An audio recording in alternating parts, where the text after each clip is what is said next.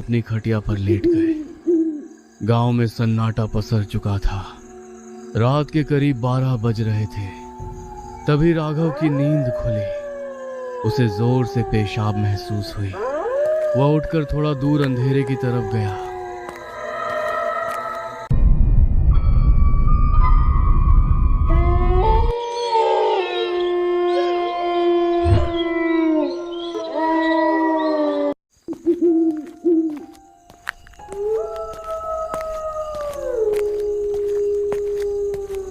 अरे भाई, इधर से तो खेत का काम करके जाते जाते बिल्कुल पसीना पसीना हो जाता है। इतनी भयंकर गर्मी है कि क्या बताएं। मन करता है बस घर पहुंचूं और खा पी के सो जाऊं। लेकिन भाई, घर में घुसते ही ऐसा लगता है जैसे किसी भट्टी में घुस गए हों। पसीने में तरबतर हो जाते हैं, नींद भी नहीं आती। अरे ये तो बात तुमने बिल्कुल सही कही हरी भाई। खेत में तो सूरज परेशान करता ही है। घर जाकर भी चैन नहीं मिलता।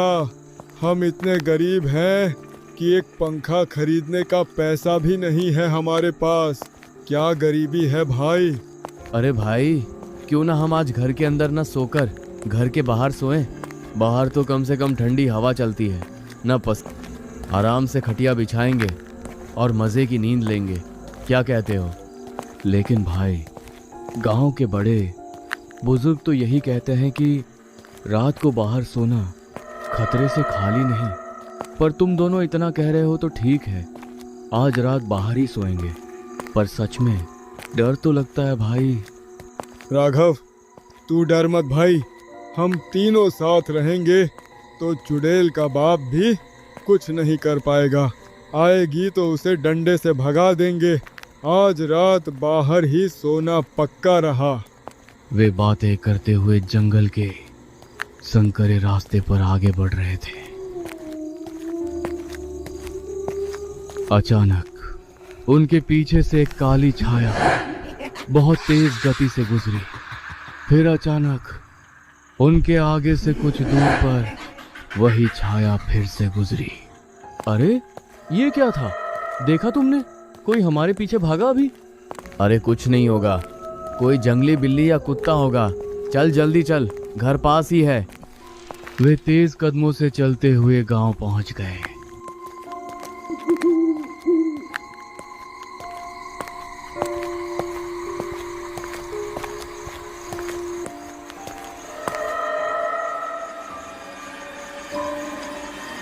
राघव और गोपाल अपनी अपनी खटिया लेकर पहुंच गए और हरी की खटिया के पास ही बिछा दी।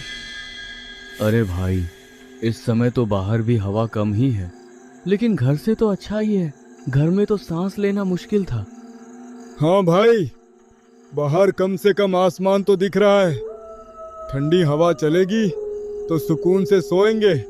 पर भाई, अगर सच में कोई जानवर आ गया तो? अरे भाई, ये गांव है, कोई गहरा जंगल नहीं कि शेर आ जाएगा। तुम लोग बस डरावनी बातें सोचते हो। आराम से सो जाओ। सुकून तो है हरी भाई, पर गांव वाले जो कहते हैं कि कोई चुड़ैल भटकती है, कहीं वो हमारी चारपाई के नीचे आकर न लेट जाए, मुझे तो सोचकर ही डर लग रहा है। अरे भाई राघव, चुड़ैल सब अफवाह है। चुपचाप सो जाओ, कुछ नहीं होगा। तीनों अपनी खटिया पर लेट गए। गांव में सन्नाटा पसर चुका था। रात के करीब 12 बज रहे थे। तभी राघव की नींद खुली। उसे जोर से पेशाब महसूस हुई। वह उठकर थोड़ा दूर अंधेरे की तरफ गया। जब वो पेशाब कर ही रहा था, तभी उसके पीछे से कोई साया बिजली की तेजी से भागा। कौन है मेरे पीछे? हरी भाई, तुम हो क्या? उसने पीछे मुड़कर देखा। उसके सामने एक भयानक डरावनी चुड़ैल खड़ी थी। तू कौन है? यहाँ क्या कर रही है? भाग जा यहाँ से। राघव, तुझे बाहर सोने का बहुत शौक है ना? घर में गर्मी लगती है तो सो जा। कल भी बाहर ही सोना। बाहर सोने में तुम्हें बहुत मजा आएगा। वो वहां से अपनी जान बचाकर बेतहाशा भागा। वो इतना डर गया था कि उसने गोपाल और हरी को जगाया भी नहीं। हरी के घर के अंदर घुस गया। वह खिड़की से बाहर झांकने लगा। तभी उसने देखा कि वह चुड़ैल राघव की खाली खटिया पर, जो कि बीच में थी, आराम से लेट गई। अरे, मैं तो भाग आया, लेकिन ये चुड़ैल तो मेरी खटिया पर ही लेट गई। हरि और गोपाल, जो अगल बगल की खटिया पर सो रहे थे, उन्हें जरा भी इल्म नहीं था कि मौत उनके ठीक बीच में आकर लेट गई है अचानक, और राघव की ही आवाज में बोलने लगी। अरे हरि, ओ हरि भाई, गोपाल, जल्दी उठो यार, देखो इधर कोई आया है, उठो जल्दी। अरे यार राघव, सोने देना भाई, अभी तो आंख लगी थी, तू रात भर सोने नहीं देगा क्या? तुझे बोला था ना कि ये सब वहम है, चुपचाप सो जा भाई। अरे भाई, मैं सच बोल रहा हूँ, एक बार आंख खोल कर तो देखो, मैं कहाँ हूँ और मेरे साथ कौन है, उठो जल्दी। गोपाल ने झल्लाकर अपनी आंखें खोली। उसने सोचा कि वह राघव को डांटेगा, लेकिन जैसे ही उसकी नजर बीच वाली खटिया पर पड़ी, उसकी चीख गले में ही फंस गई। हाँ, हरि भाई, उठो, जल्दी देखो, बीच में कौन है? हरि की नजर जैसे ही उस डरावनी आकृति पर पड़ी, उसके रोंगटे खड़े हो गए। हरि और गोपाल ने एक दूसरे की तरफ देखा और बिना एक पल गंवाए खटिया से कूदे और सीधे हरि के घर के दरवाजे की तरफ भागे। राघव, तू अंदर कब आया और हमें बताया क्यों नहीं? हम तो मर जाते बाहर। भाई, मैं क्या बताऊं, मैं जब पेशाब करने गया तो उसने मुझे पकड़ लिया था। मैं इतना डर गया था कि मेरी सिट्टी पिट्टी गुम हो गई। मैं जान बचाकर भागा और तुम दोनों को आवाज देने की हिम्मत ही नहीं हुई। मुझे माफ कर दो भाइयों, पर मैं सच में बहुत डर गया था।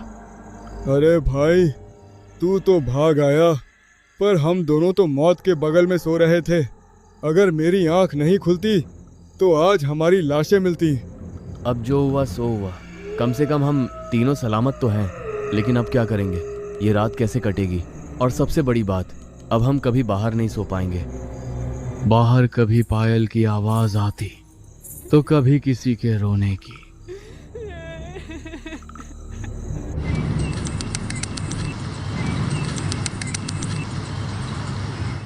भाई, अब तो हद हो गई। मैं तो अब एक पल भी बाहर नहीं सोऊंगा। लेकिन भाई, रात भर इस कमरे में बिना पंखे के बैठना मुमकिन नहीं है। गर्मी के मारे जान निकल जाएगी। सही कह रहे हो राघव, कल रात जो हुआ उसके बाद बाहर जाने की हिम्मत तो किसी की नहीं होगी। लेकिन अंदर सोएंगे कैसे? पसीने से पूरा बिस्तर गीला हो जाएगा और बीमारी पकड़ लेगी। मुझे एक रास्ता सूझ रहा है। देखो, हम तीनों गरीब हैं, अकेले कोई पंखा नहीं खरीद सकता। लेकिन अगर हम तीनों अपने बचे कुचे पैसे मिला दें तो एक सस्ता सा फर्राटा टेबल फैन आ सकता है।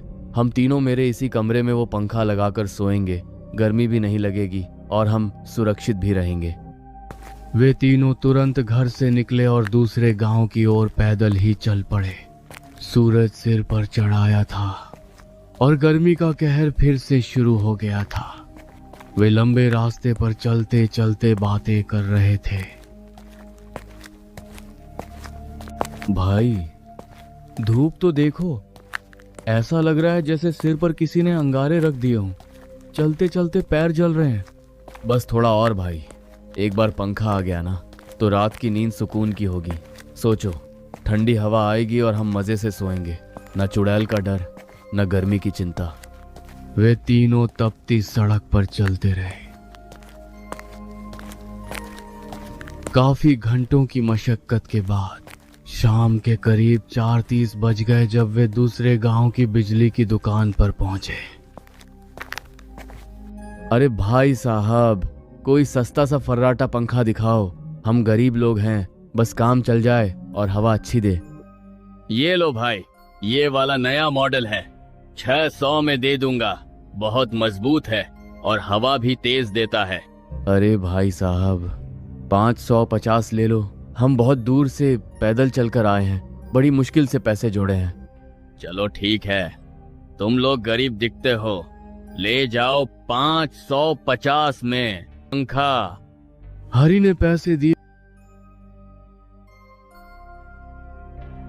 गोपाल ने खुश होकर वह पंखा अपने सिर पर रख लिया। पंखा काफी भारी था।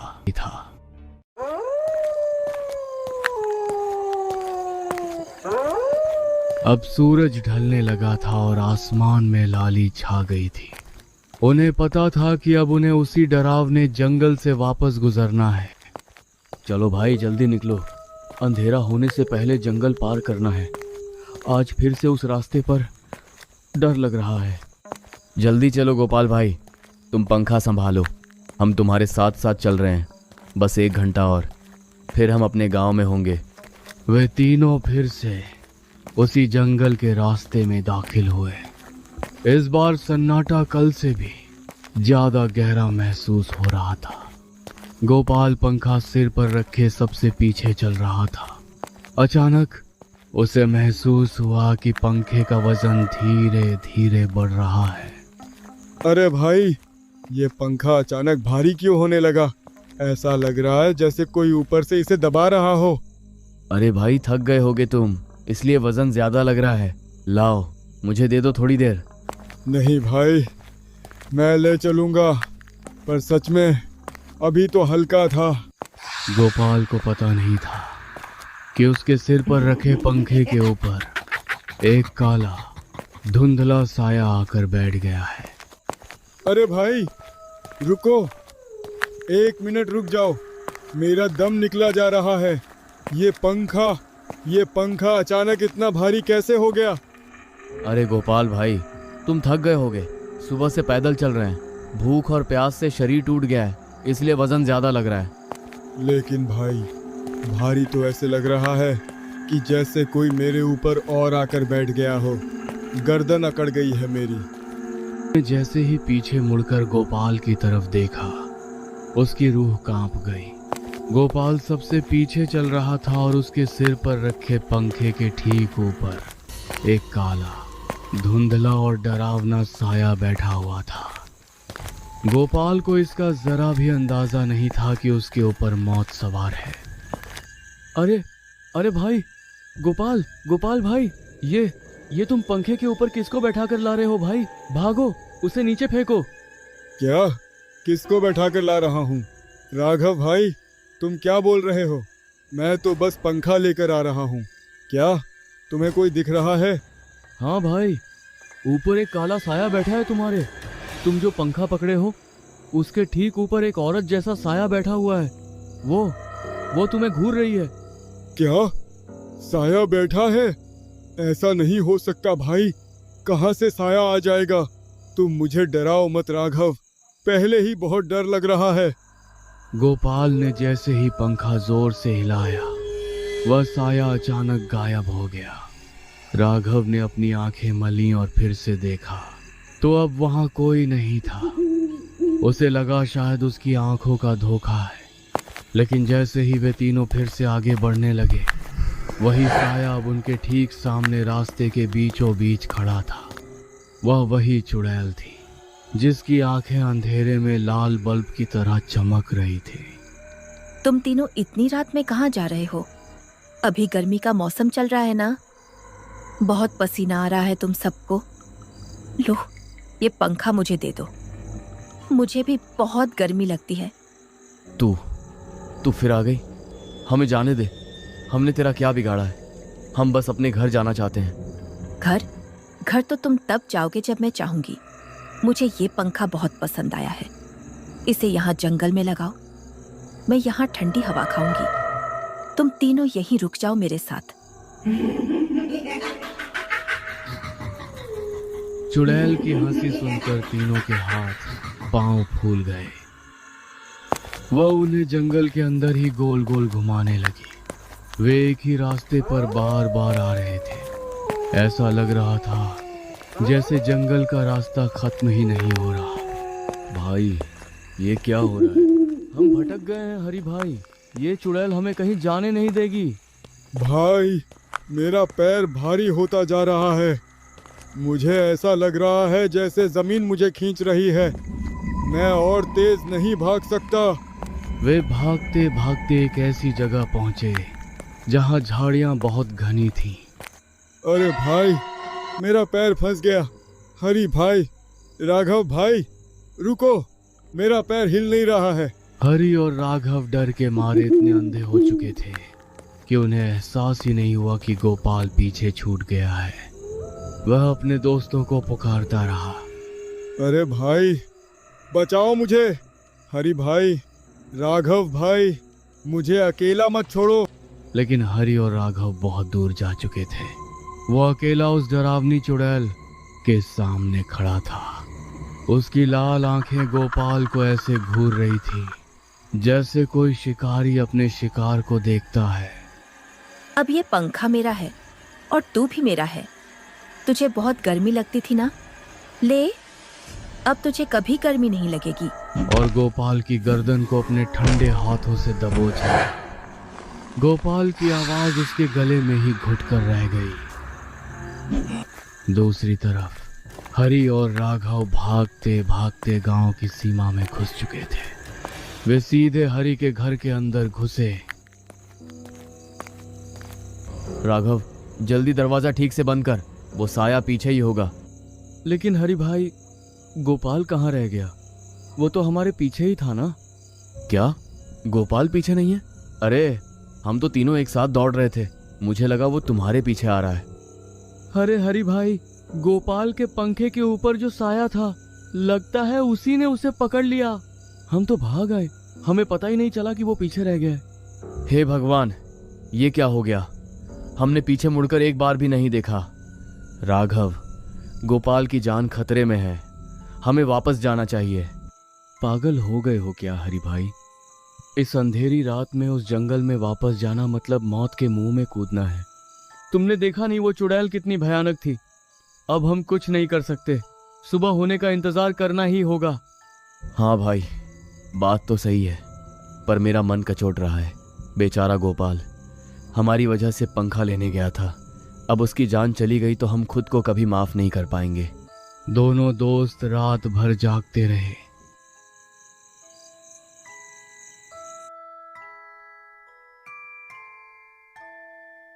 हरि भाई, सुबह हो गई है, बाहर सन्नाटा है, चलो चलकर देखते हैं।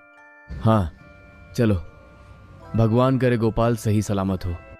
जैसे ही हरि ने दरवाजा खोला, उसकी चीख निकल गई। उसकी आंखें फटी की फटी रह गई। दरवाजे के ठीक सामने गोपाल की लाश पड़ी थी और गर्दन पर गहरे काले निशान थे, जैसे किसी ने उसे बहुत जोर से दबाया हो। सबसे डरावनी बात यह थी कि उसके शव के बिल्कुल बगल में वह नया फर्राटा पंखा रखा हुआ था। वही पंखा जिसे खरीदने के लिए वे कल जंगल गए थे।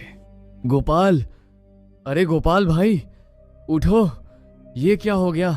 अरे कोई दौड़ो, देखो गोपाल को क्या हो गया। ये तो मर चुका है हरि भाई, देखो चुड़ैल ने इसे मार दिया। और देखो ये पंखा भी यहीं पड़ा है, उसने इसे मार दिया और पंखा हमारे दरवाजे पर छोड़ गई। ये हमारी गलती है राघव। अगर हम रात को पंखा लेने नहीं जाते या फिर पीछे मुड़कर देख लेते तो आज हमारा दोस्त जिंदा होता। हमने पंखा तो पा लिया पर अपने भाई को खो दिया। कहानी का अंत यहीं होता है। वे दोनों अब हमेशा के लिए डर के साए में जीने लगे।